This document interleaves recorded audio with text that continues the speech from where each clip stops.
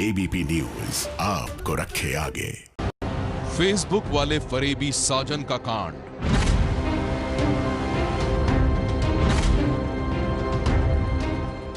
Facebook में फंसाने के बाद 3 साल बाद मुझे पता चला कि ये मेरा रिलेटिव में पड़ता है। लव मैरिज के बाद दूल्हा गायब।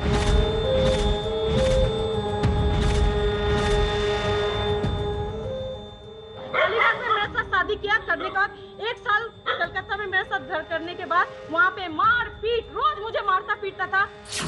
ससुराल में बहू का हल्ला बोल। छोड़ेंगे नहीं, ना ही डिवोर्स देंगे, उसको हम अंदर घुसवा कर ही रहेंगे। जिंदगी मेरा बर्बाद कर दिया। थाने में लव स्टोरी का लफड़ा।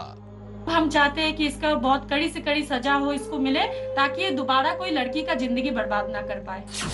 मेरा पति धोखेबाज है।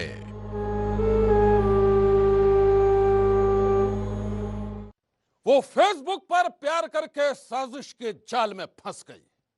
वो लव मैरिज करके लुट गई। जिस शख्स ने उसे प्यार के सब्ज बाग दिखाए थे, वो एक दिन उसे लाखों रुपए का चूना लगाकर हो गया गायब। मोहब्बत में मात खाने के बाद अब वो महिला अपने पति को ढूंढ रही है, ताकि उसे सलाखों के पीछे पहुंचा सके, ताकि उसे सजा दिलवा सके। प्यार में धोखे की शिकार बनी उस महिला ने फरेबी पति के घर पहुंचकर ऐसा तमाशा किया जिसने सारे शहर में फैला दी सनसनी। ये मुझे फेसबुक में फंसाया है। ये लोग सब कोई मुझे फोन में धमकी देता था कि भैया को कुछ नहीं होना चाहिए, भैया सुसाइड कर लेगा, भैया से शादी कर लो। वहाँ पे मार पीट, रोज मुझे मारता पीटता था।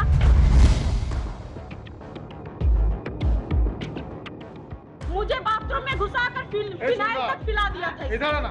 बेपनाह मोहब्बत के साथ शुरू हुआ रिश्ता आज एक ऐसे मोड़ पर आ पहुंचा है जहां नफरत ही नफरत है। मेरा शादी किया है, प्रूफ करे आप। चलो चलो, तुम्हें छोड़ने का तो सवाल ही नहीं। छोड़ेंगे नहीं, ना ही डिवोर्स देंगे, उसको हम अंदर घुसवा कर ही रहेंगे। जिंदगी मेरा बर्बाद कर दिया 1 साल के अंदर में। मेरा पूरा अकाउंट खाली करवा दिया है। मजाक सोच लिया है। इस औरत की ये नफरत और ये गुस्सा उस शख्स के लिए है जिसे इसने कभी दिलो जान से चाहा था, जिसके साथ इसने घर वालों की मर्जी के खिलाफ लव मैरिज की थी। लेकिन अब ये उसी शख्स को जेल की सलाखों के पीछे पहुंचाना चाहती है। अपने पति को जेल की हवा खिलाने के लिए ही ये औरत कोलकाता से सैकड़ों किलोमीटर का सफर तय करके यूपी के फतेहपुर पहुंच गई और वहां अपनी ससुराल में इसने ऐसा हंगामा खड़ा किया जिसे देखकर सभी हैरान रह गए। बोलता कि ऐसा कोर्ट मैरिज पेपर छपवाते रहते हैं, यूपी में छपते रहते हैं हम लोग। हाँ? तो अगर कोर्ट पेपर यूपी में छपता रहता है तो क्यों 2 बार मेल करवाने गया है कलकत्ता में? सोच के रखा है कलकत्ता से नहीं आ पाएंगे यहाँ पर। कोलकाता से फतेहपुर पहुंची ये महिला जिस घर के सामने हंगामा कर रही थी, वो कहने को तो इसकी ससुराल है, लेकिन जब ये वहां पहुंची तब न तो पति मिला और न ही सास ससुर, सब गायब। कोई नहीं जानता कि वो कहां चले गए। घर के दरवाजे पर ताला देखकर महिला का गुस्सा फूट पड़ा और उसने अपने पति की एक एक करतूत का कच्चा चिट्ठा खोल कर रख दिया।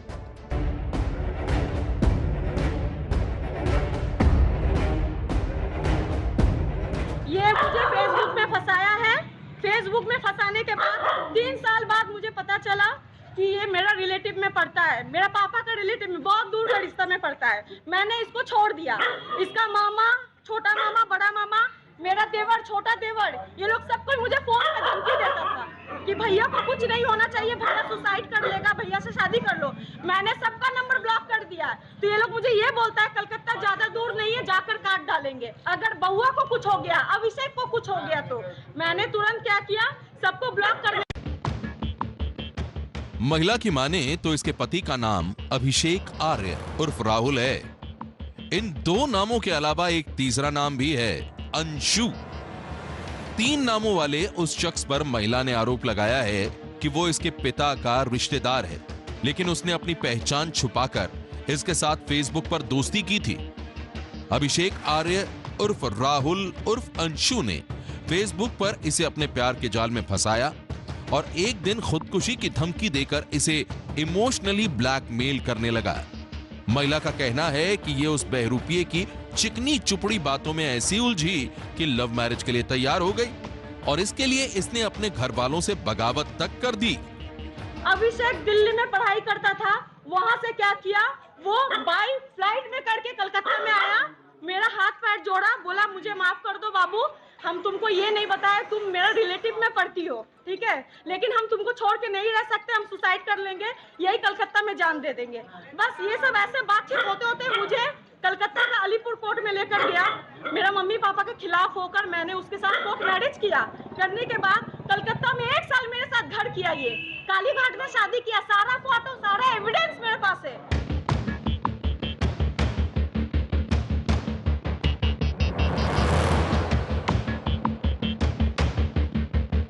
महिला का आरोप है कि लव मैरिज के बाद इसके पति अभिषेक आर्य उर्फ राहुल का ऐसा खौफनाक रूप सामने आया जिसके बारे में इसने सपने में भी नहीं सोचा था। वो करीब 1 साल तक कोलकाता में इसके साथ रहा और वहां उसने हैवानियत की सारी हदें पार कर डाली। कालीघाट में मेरे साथ शादी किया, करने के बाद 1 साल कलकत्ता में मेरे साथ घर करने के बाद वहाँ पे मार पीट, रोज मुझे मारता पीटता था। रुपया दो नहीं तो मार खाओगी, रुपया दो, मुझे बाथरूम में घुसाकर फिनाइल तक पिला दिया था। इधर ना फिनाइल पिला दिया मुझे। नाम है आपके पति का? अभिषेक आर्य, और यहाँ सब ऐसे बुलाते हैं राहुल नाम से। अच्छा, ये अंशु भी नाम है उसका। मैरिज आपकी कब हुई थी? मार्च महीना में हुआ था 2019 को। 2019 हाँ। और छोड़ करके कब आया आपको? छोड़ करके आया 2020 में फरवरी का 9 तारीख को चला आया। हाँ, और यहाँ आकर बताता है मैंने पढ़ाई करने गया था दिल्ली में, मेरा शादी नहीं हुआ है। छोड़ने वाले नहीं है, जिंदगी बर्बाद कर। फेसबुक पर शुरू हुई मोहब्बत की एक कहानी आज उस मुकाम पर पहुंच गई है जहां पति धोखेबाजी और 3rd डिग्री टॉर्चर के आरोपों से घिरा हुआ है, जबकि पत्नी का दिल गुस्से और नफरत से भरा हुआ है।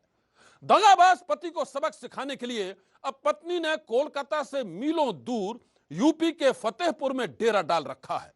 आप भी ये जानकर दंग रह जाएंगे कि यह मामला सिर्फ प्यार में फरेब का नहीं है, बल्कि फेसबुक वाले साजन पर लगे हैं अपने ही घर में लाखों की चोरी के इल्जाम। पति की तलाश में कोलकाता से यूपी के फतेहपुर पहुंची सुनीता नाम की ये महिला वहां अकेले नहीं आई है, बल्कि उसके साथ मौजूद है कोलकाता पुलिस की एक टीम। कोई बात नहीं, अरे हम कलकत्ता नहीं आएंगे, अरे ये बात नहीं है।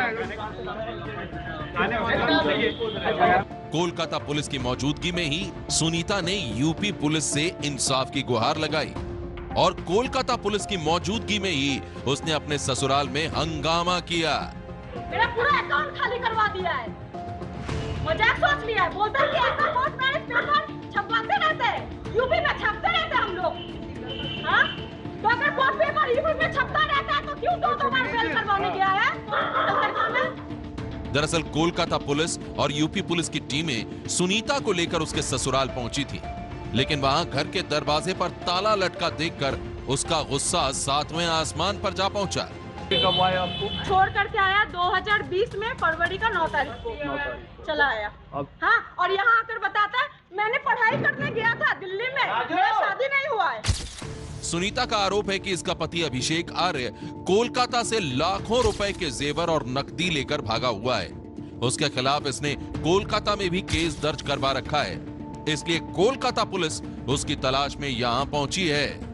ये मेरा हस्बैंड मुझे फेसबुक में फंसाकर और उसके बाद मेरे से कोलकाता में कोर्ट मैरिज शादी किया है।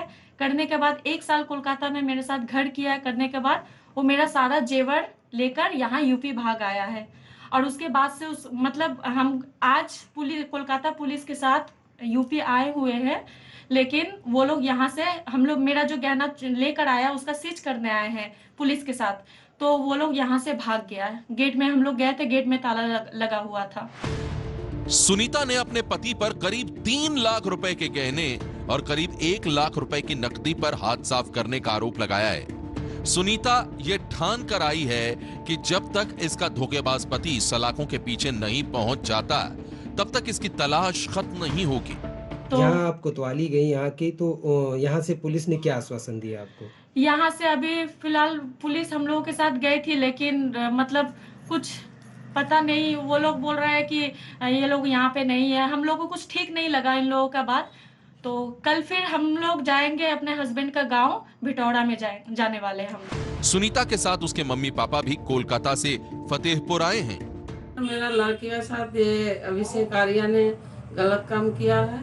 शादी कोर्ट मैरिज करके शादी करके वहाँ से पैसा रुपया गहना लेके भाग आया है, और इसी के चलते हम लोग कलकत्ता पुलिस को लेके हम लोग फतेहपुर में आए हैं। अच्छा, फतेहपुर पुलिस से क्या आश्वासन मिला पुलिस से यही मिला है कि वो लोग गया है उनके घर में, सीजर लिस्ट लेके आया हमारा ऑफिसर, तो जाके देखा वो लोग भागा हुआ है, लोगों के घर में ताला मारा हुआ है। इन लोगों का आरोप है कि अभिषेक उर्फ राहुल ने दौलत की खातिर ही इनकी बेटी को प्यार के जाल में फंसाया था और दौलत मिलते ही वो उसे छोड़कर भाग गया।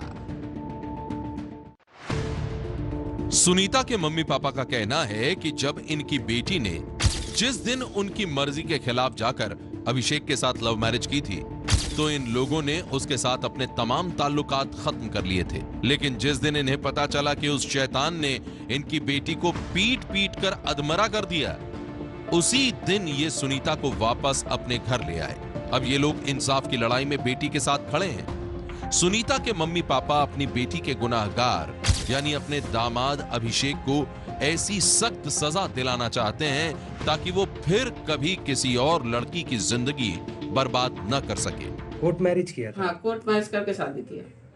हम लोग का अगेंस्ट में जाके किया, तो हम लोग ने दोनों को घर से निकाल दिया। फिर इनको घर में कैसे रखा? इनको रखा इसीलिए, ये अलग फ्लैट लेके भाड़ा में थे, तो वहाँ फिर मारपीट करने लगा। वो लोग हम लोग को खबर दिया कि तुम्हारा लड़की बीमार पड़ा हुआ है, उसको ले आओ नहीं तो मर जाएगी। तो हम लोग ने फिर लेके आके अपना 2 ताला मकान में रखा था। तो यहाँ भी वो करने लगा, तो हम हस्बैंड वाइफ के बीच में नहीं बोलते, लेकिन लास्ट में बहुत देखा, बहुत बाराबारी होने लगा। तब हमने बताया कि उसके ऊपर चाय फेंक दिया। तो हमने बताया कि ये राहुल बहुत, अभिषेक आर्या को बोल रहे कि राहुल बहुत बाराबारी हो जा रहा है सब।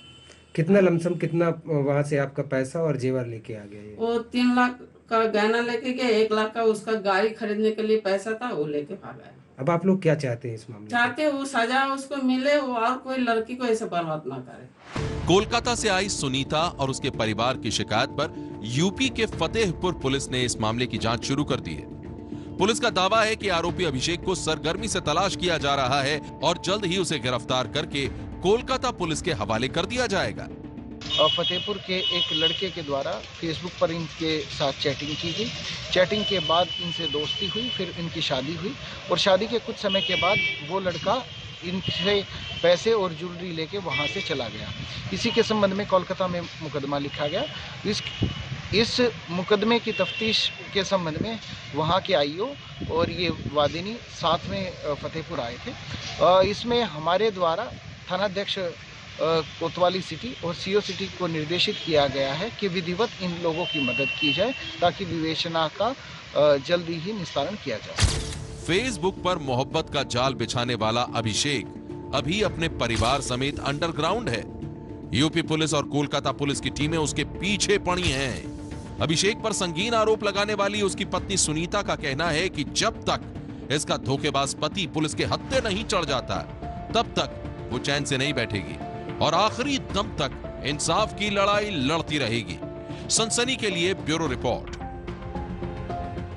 फेसबुक वाला फरेबी साजन आज नहीं तो कल सलाखों के पीछे जरूर पहुंच जाएगा, लेकिन उससे सनसनीखेज कांड की यह कहानी हर लड़की के लिए एक चेतावनी है। मैं आपको बता दूं कि फेसबुक हो या इंस्टाग्राम या फिर कोई भी सोशल मीडिया प्लेटफॉर्म, उनका इस्तेमाल करते वक्त बेहद सावधान रहने की जरूरत है। उन तमाम प्लेटफॉर्म्स पर ऐसे शैतान जाल बिछाए रहते हैं जो भोली भाली लड़कियों को बनाते हैं अपना शिकार।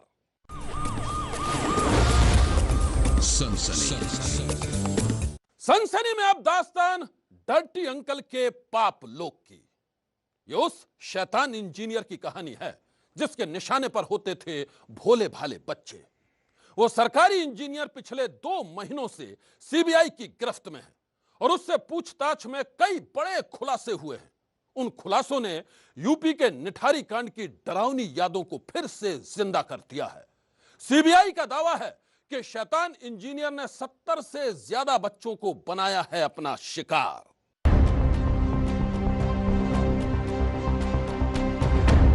ये मासूमों के बचपन का दुश्मन है। तुमने बच्चों के साथ बलात्कार किया है। क्यों बलात्कार करते थे जय साहब? विदेश में कहाँ भेजते थे, किन देशों में भेजते थे आप वीडियो बच्चों को बना के? जय साहब कैसे किया आपने? कितने करोड़ की संपत्ति बनाई है इससे आपने? ये मासूम बच्चों का शिकारी इंजीनियर है।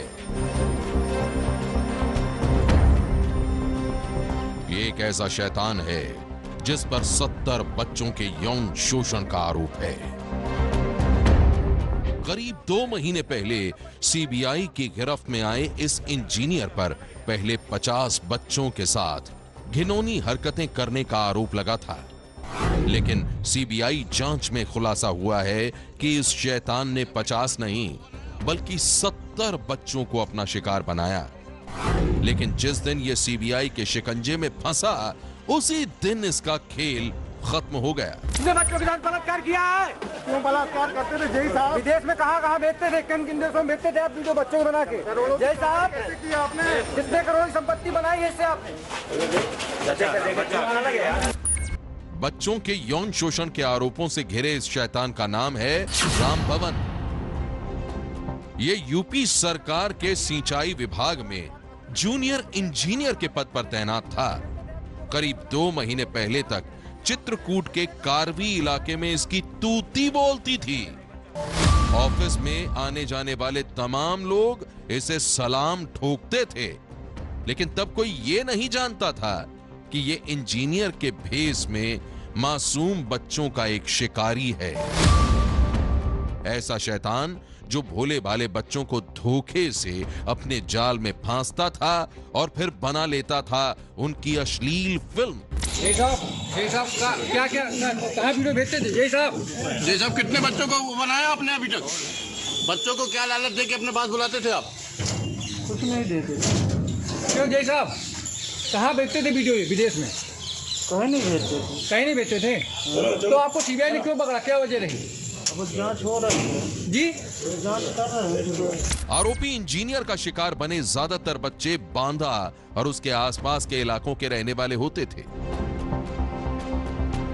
इंजीनियर ऐसा करने के लिए अपने आसपास के बच्चों में शिकार तलाशता था, फिर उनके साथ दुष्कर्म करके मोबाइल से वीडियो शूट कर उसे इंटरनेशनल पॉर्न मार्केट में ऑनलाइन बेच देता था। ज्यादातर वीडियो मोबाइल से बने हुए हैं।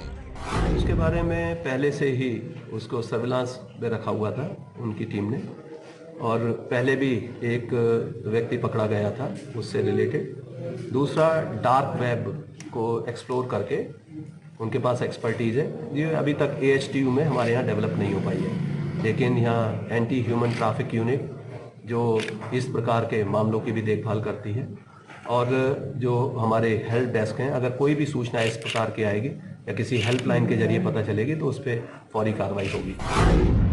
बच्चों को अपने जाल में फंसाकर उनके साथ अश्लील हरकतें करने वाला ये शैतान कभी पकड़ा नहीं जाता अगर सीबीआई की एक खास टीम की नजर इसकी करतूतों पर न पड़ती।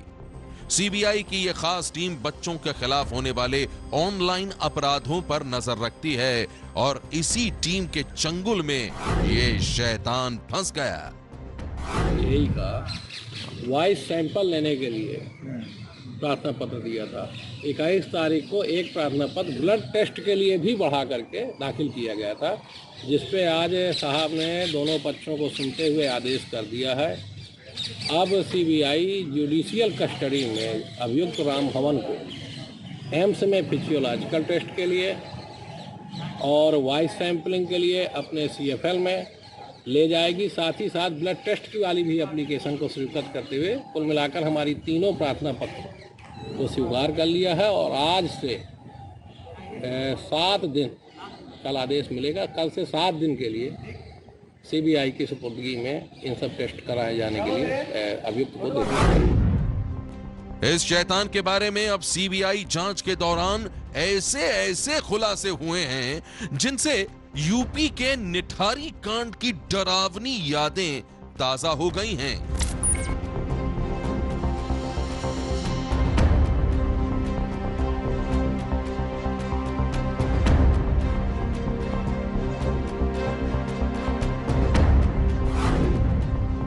ऐसा हम इसलिए कह रहे हैं क्योंकि बांदा यौन शोषण कांड के आरोपी जूनियर इंजीनियर राम भवन के निशाने पर ज्यादातर बच्चे ही थे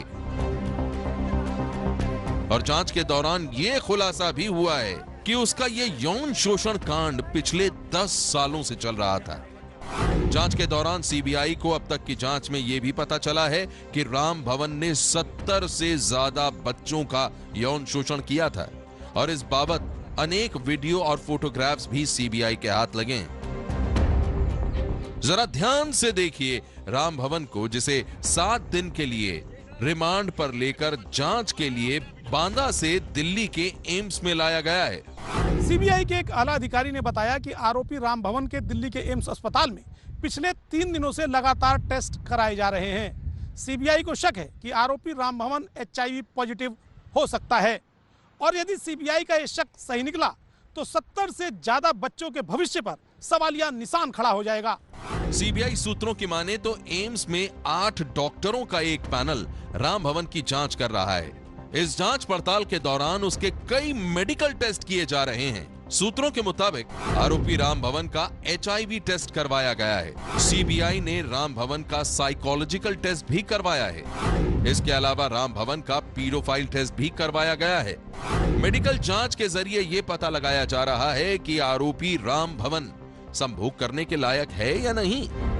जांच के दौरान यह पता चला है कि आरोपी राम भवन की काली करतूतों के बारे में उसकी पत्नी सब कुछ जानती थी।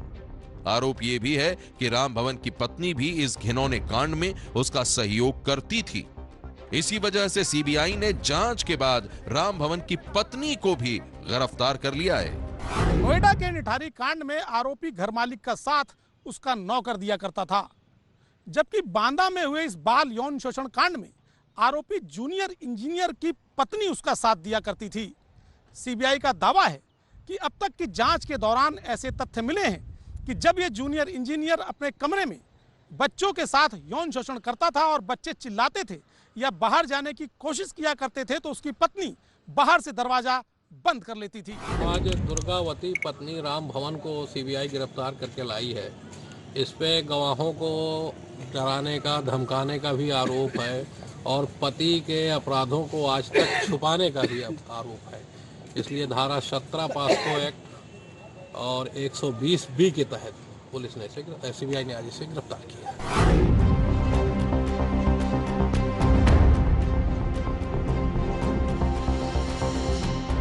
सीबीआई आज राम भवन को अपनी सेंट्रल फॉरेंसिक लैब में भी लेकर गई, जहां उसका वॉइस टेस्ट किया गया। सीबीआई को इस यौन शोषण से जुड़े कई ऐसे वीडियो मिले हैं जिनमें राम भवन की आवाज होने का शक है, लेकिन राम भवन ने पूछताछ के दौरान कहा कि ये उसकी आवाज नहीं है। ऐसे में सीबीआई ने उसकी आवाज का नमूना लिया है ताकि उसका मिलान वीडियो की आवाज से किया जा सके। सीबीआई के एक आला अधिकारी के मुताबिक इस मामले में 4 साल से 22 साल तक के युवकों को शिकार बनाया गया और इनमें राम भवन के रिश्तेदारों के बच्चे भी शामिल थे। ऐसे में अगर डर्टी अंकल राम भवन की HIV रिपोर्ट पॉजिटिव आ गई तो एक नया बखेड़ा शुरू हो जाएगा। सनसनी के लिए ओपी तिवारी की रिपोर्ट।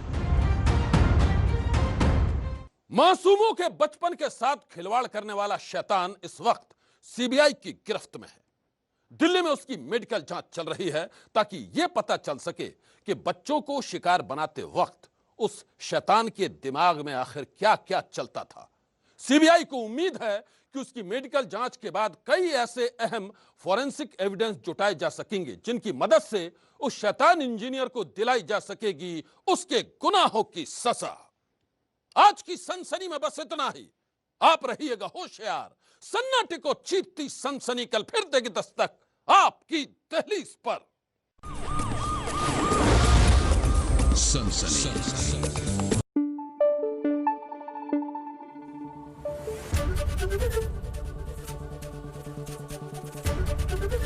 एबीपी न्यूज आपको रखे आगे।